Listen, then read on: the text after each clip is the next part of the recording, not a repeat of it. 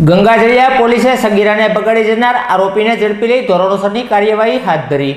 પીરછલા શેરી નજીકથી થોડા દિવસ પહેલા ટ્યુશનમાં આવેલી સગીરાને લગ્નની લાલચ આપી ભગાડી જનાર આરોપી વિરુદ્ધ ફરિયાદ નોંધાણી હતી, જે ફરિયાદના આધારે આરોપી કયુમ ખાન મહમ્મદ ખાન પઠાણને ગંગાજળિયા પોલીસે ઝડપી લઈ ધોરણસરની કાર્યવાહી હાથ ધરી હતી।